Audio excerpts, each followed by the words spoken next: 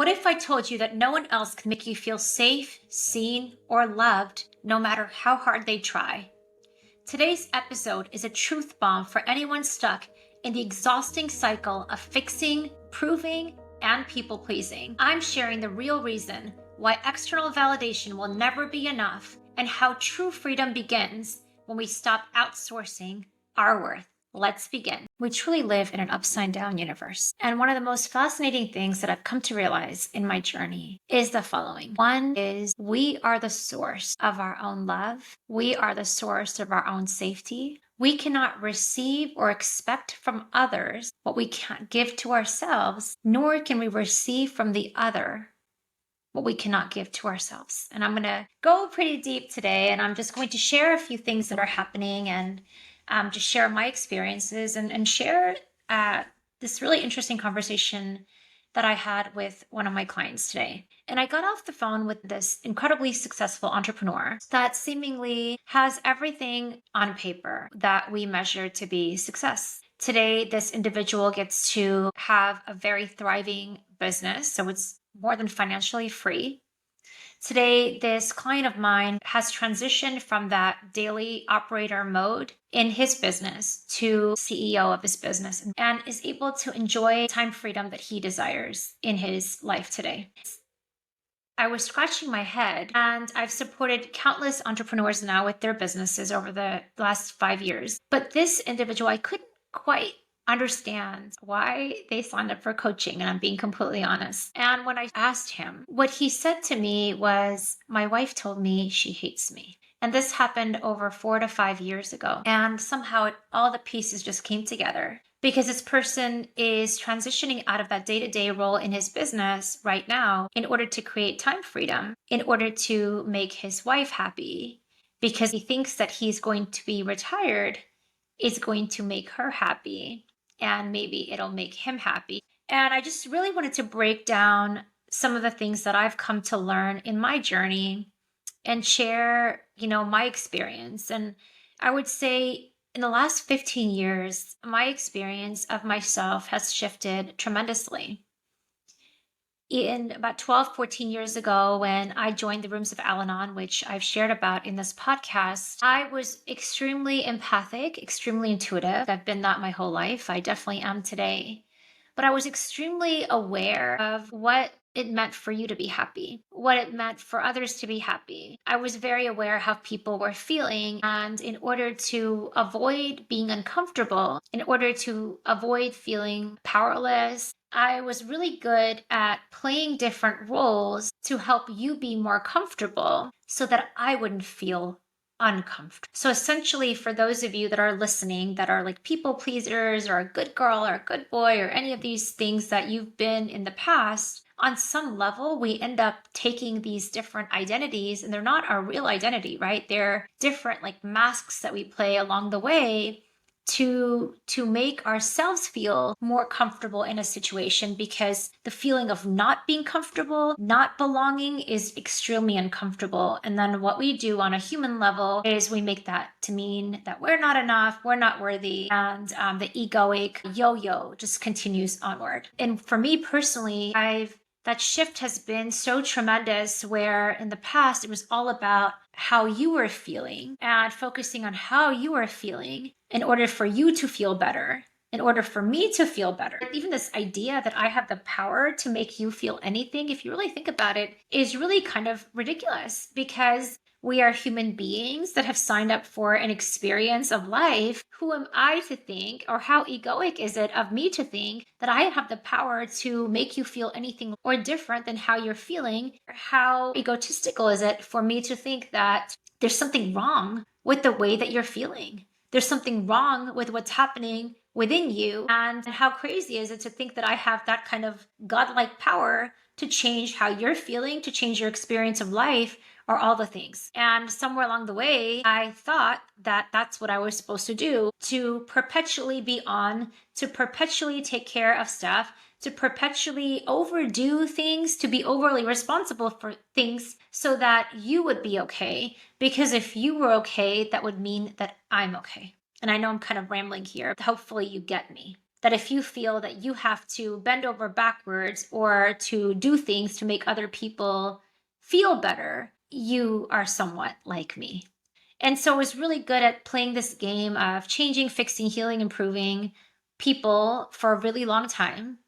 When I realized, I guess thanks to my past living with active alcoholism, that there was nothing that I could do to make you feel better. It wasn't up to me to make you feel better.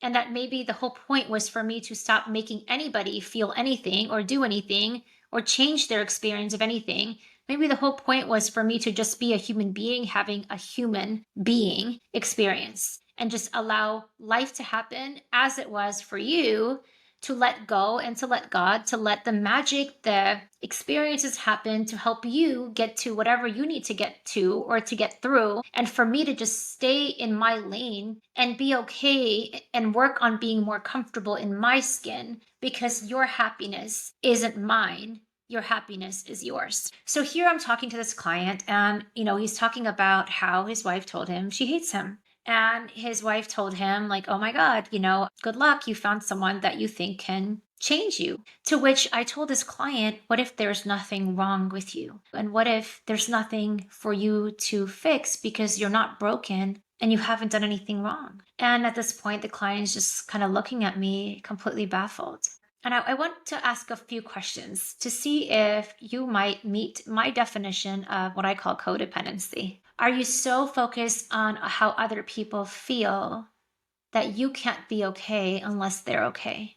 Are you so used to prioritizing everyone else in your life, but somehow when it comes to your own needs, whether it's physical needs, emotional needs, health needs, psychological needs, that is barely a thought for you? And your needs are somehow not met. Those doctor appointments don't come on time, aren't met, but you're really great at doing everything else for everyone else. And then do you feel that if only you did certain things, or if only you were a certain way, you would make them happy? And if any of those things are true for you, I'm here to tell you, you live in a very delusional world, as did I. But more importantly, your happiness is yours, and it's truly an inside job. And there's nothing you can change about yourself. There's nothing you can do to change who you are. And what if you weren't supposed to do that anyway? What if it wasn't about you being someone else? It was really about you being you, but finding a way to navigate just really being comfortable in your own skin. And as I'm talking to this client, he's telling me, Karishma, I understand what you're saying. Like on a mental level, I get that happiness is an inside job. To which I asked him, well, what do you do to make you happy outside of work, outside of spending time with your wife? What do you do to make you happy? Who are you when you're not a business person? Who are you when you're not a father? Who are you when you're not a spouse? And what do you like to do that's for you, that fills up your heart, fills up your soul, and is just for you? And what if being with someone else in a relationship doesn't mean that you spend every waking second of your time, your life together? From little things like grocery shopping, it's nice to spend quality time together. I like those things too. But what if it's not about two people spending all their energy and time with each other, but neglecting their own emotional needs? What if it's really about two people that are really good and comfortable in their own skin, coexisting together, taking care of their health needs, their emotional needs, their mental needs, filling their soul up with things that they enjoy doing? And what if it's about two people that are really good and whole and complete within themselves, coming together?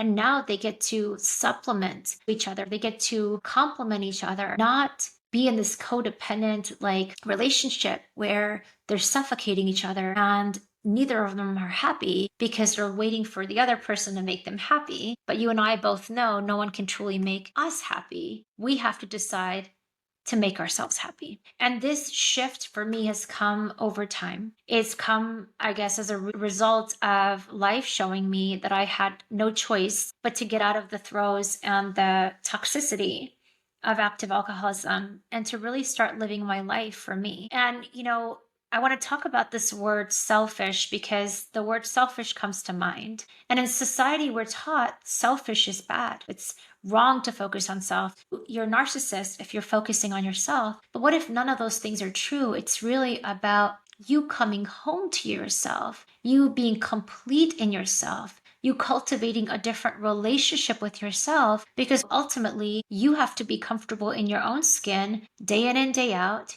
You have to be in your own body, having your own experience, navigating all the experiences life throws at you as a worker, as a parent, as a spouse, as a sister, a brother, a friend. You have to navigate all those experiences, but through all those experiences, you're really with you. And what if the whole point isn't about me bending over backwards to make sure you're okay, but it's really about me being comfortable in my skin to know that I'm okay? And this shift for me has been really pronounced when it comes to relationships.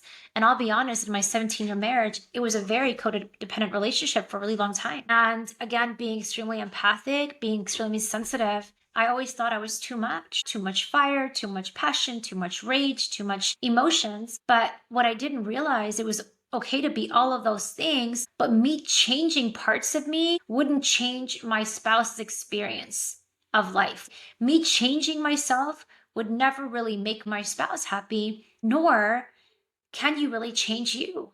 And, one of the things I've shared with clients and friends and even on social media is, at one point I spent $50,000 in 1 year to try to change me. I was a brand new coach. I was going through my own personal development experience, and I was really, really unhappy. It was a period of my life a few years ago where I'd left the comfort of my home, my family, my community in Los Angeles, and I'd moved our family to a different state, and we were in the throes of transition. And when all of those things that, filled me up on the outside kind of poof went away, I realized how unhappy I was on the inside. But I was so used to being so busy with those activities and those people and those situations on the outside, I didn't realize how miserable I was in my own skin when I was left with nothing but me. And now, because that feeling of like discomfort was so huge within myself, I went on a quest. I went on a quest to try to change myself. I went on a quest to go to personal development seminar after seminar after seminar, because, oh my God, if I jumped up and down enough times, if I put myself into a peak state enough times, if I did all the things I was supposed to do enough times, I would fill that void of emptiness that was increasing inside of my heart. And no matter how much I performed and no matter how much I efforted, what's uncanny is that feeling of emptiness. That void only became bigger because I was using something on the outside to fill something that was growing on the inside, the discomfort on the inside. And it was almost a very paradoxical moment in my life, because it was a time of my life when I exerted the greatest amount of efforting. And it was also the time in my life where I also felt the most empty. So for the first time, the amount of effort and things that I did actually resulted in the opposite feeling of what I truly wanted. At which point, and I've shared this in one of my previous episodes, I worked really hard. I self-sabotaged. My business dwindled downhill, and I was left with the realization that my emptiness had nothing to do with the business or efforting or any of that. It had everything to do with safety in my marriage. But it's not so much about safety in my marriage. I really want to go deeper in that and say it's really about safety in myself, in how I was showing up for my marriage. So I started out this podcast talking about how we can only receive from the other what we are willing to receive on the inside. So for example, if I make a wish list of what I want from my partner, and the top of my wish list is respect, I can say, hey, I want you to be more respectful. But ultimately, that will only work if I'm able to truly respect myself. And what's uncanny is we as human beings teach other people how to treat us. We just do. So if I say what I really want is respect, that almost insinuates there's like a lack of respect or disrespect happening. But ultimately, how does disrespect happen? Disrespect happens when we allow things to happen. And, it's the course of my last 13 years as a mom, I've read my share of parenting books. But, there's a particular book that comes to mind, and it talks about how with parenting or with respect, if we don't squash the behavior, it's almost like we give permission for that behavior to continue. So not saying no to bad behavior is actually me saying yes to bad behavior. Okay. So if you're treating me badly and you're disrespectful to me being afraid of confrontation, which a lot of us are, and not saying no, not saying, don't talk to me like that, not pushing back when those moments are happening is almost like giving permission for that bad behavior to continue. So I can't tell you, hey, I need respect from you unless I'm willing to advocate for myself and enforce those boundaries of respect for myself. So I need to give to me first and foremost what I want to get from you. And the other part is I won't be able to receive that from you unless I give it to me. And I'm going to give you another example for that. So let's say I really desire connection. I was talking to another client about this yesterday. Let's say I really desire connection. Let's say one of my top values, things that I really want in the relationship more than anything is connection. What is connection? Connection is being open. Connection is being vulnerable. Connection is me letting you inside of my heart and saying, I'm willing to tell you something that like I'm afraid of saying out loud. And I'm afraid of letting you in these walls that I've built because, oh my God, I've been hurt before. But I need to give me that. I need to have this space of vulnerability and honesty within myself first for me to let you into my heart, for me to let you into these walls that I've created for myself. So the only person that can break down these walls is ourselves. Only we can give that to ourselves. Only we can give us that respect, that love, that connection, that friendship. And I can't say, I want you to be connected. You're disconnected. Well, how connected am I to how I'm feeling? How aware am I of how I'm feeling? And am I really willing to get vulnerable with myself? Am I really willing to allow myself those tears and that sadness and that depression and that rage and all the emotions that we all have on a human level? Am I willing to allow myself to be that? Or am I projecting onto you that you're not giving me X, Y, and Z, but I haven't even had the courage to go down this path of exploring what it means to give those to myself?